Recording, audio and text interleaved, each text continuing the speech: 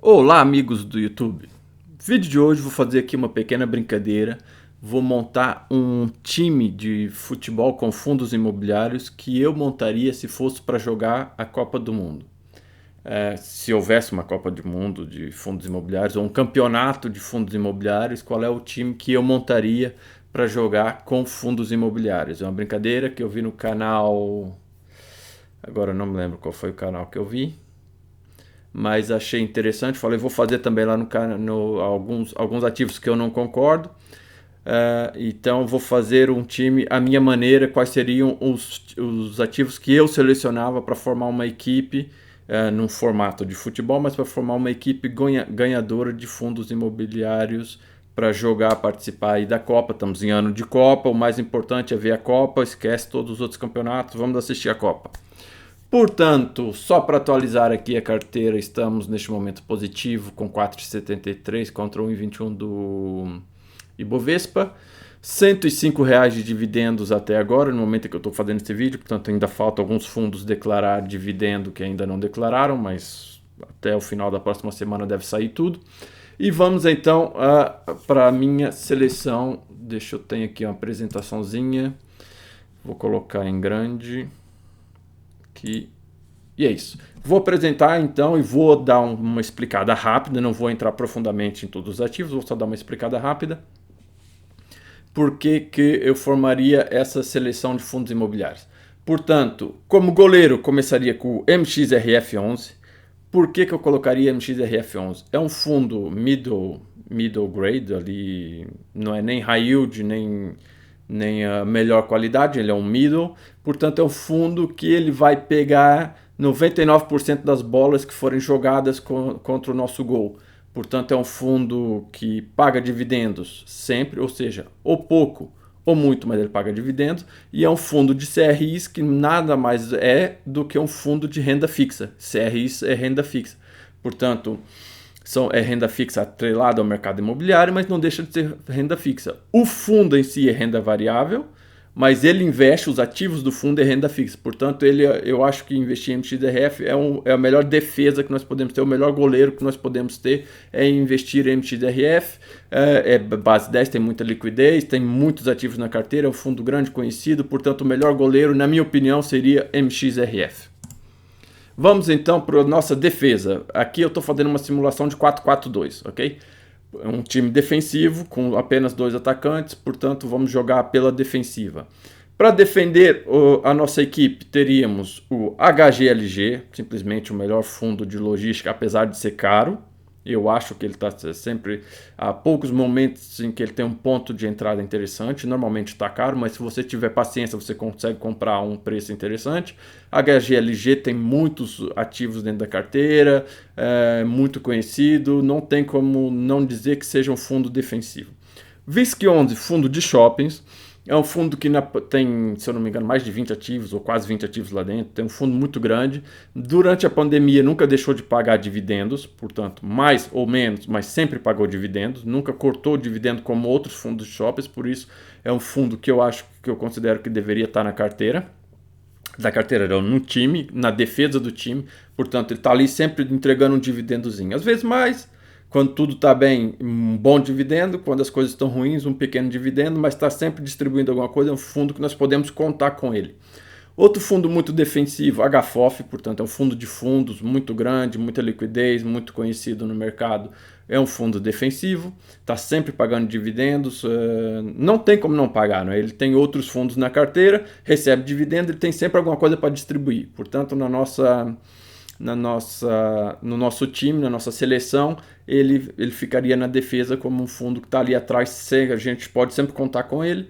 E o MCCI é um fundo de CRIs certificados, mas é um fundo de high grade, ou seja, tem excelentes ativos, lá tem as melhores qualidades de crédito nos ativos da carteira, portanto é um fundo também defensivo. Portanto, MXRF como goleiro e a nossa defesa seria marcada por HGLG, VISC11, MCCI e HFOF. Vamos então ver o nosso meio de campo. No meio de campo eu coloquei um hedge fund, que é o MGHF, não, MGHF, VGHF. VGHF é um hedge fund, é um conceito novo, é um fundo que investe, começou como a base seria fundos de fundos, mas também investe em CRIs, também investe em renda fixa, portanto ele é um fundo diversificado, é um fundo agora eu esqueci, fugiu a palavra, mas é um fundo multiativos. Pronto, ele não investe só em fundos ou só em CRIs, ele é um fundo multiativos, está sempre procurando qual é a melhor oportunidade de investimento, porque ele pode investir em várias classes de ativos, portanto está sempre fazendo ali uma gestão ativa, boa, bem conhecida no mercado. XPSF é um fundo de fundos, mas um fundo de fundos mais pequeno. Por ser mais pequeno, ele é menos diluído e tem entregue um dividendo maior do que um HFOF ou um BCFF. Portanto, ele é um fundo que vai correr um pouquinho mais de risco. Tanto pode estar na defesa, no meio campo, como pode avançar para atacar, entregando um dividendo um pouco maior. Portanto, um XPSF, na minha opinião, é um bom fundo com mais de 300 milhões de patrimônio. Já é um fundo médio, já tem uma boa liquidez. É um fundo de base 10, portanto tem uma boa liquidez também. E é um fundo que tem crescido e entrega um resultado em nível de dividendos muito bom. Nas laterais do meio de campo temos o IRDM. IRDM é um fundo de CRIs, ele é um fundo mais high yield, portanto é um fundo que podemos contar com ele para atacar, para avançar, levar o jogo para frente, fazer o cruzamento, entregar a bola na cabeça do atacante para fazer o gol. Ele é um fundo que investe em renda fixa, claro, em CRIs, mas que também faz gestão ativa, vendendo esses CRIs, comprando e vendendo esses CRIs para fazer ganho de capital. Então ele funciona também como um FOF, no sentido de que é um fundo que também faz muito ganho de capital. Pode acontecer, por causa da inflação dele, distribuir um pouco menos de dividendos alguns meses, mas quando tudo está normal, nem vou dizer bem, mas quando tudo está normal e a inflação está dentro do normal do país, ele é um fundo que entrega muitos bons resultados. HGRE é um fundo de lajes corporativas, um fundo de escritórios, que, no meu ponto de vista, tem excelentes ativos e que pode oferecer uma boa recuperação, porque ainda tem uma vacância grande, portanto, como o home office não é que acabou, mas é que as maiorias das empresas estão pedindo de volta os escritórios, estão alugando de novo, estão passando para um modelo híbrido, estão precisando de escritórios.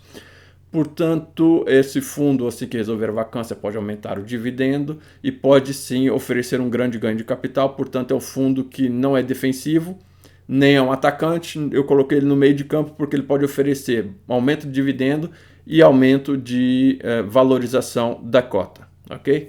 E para finalizar, tem dois grandes atacantes que não poderia deixar de ser o URPR, o URPR11, o URCA.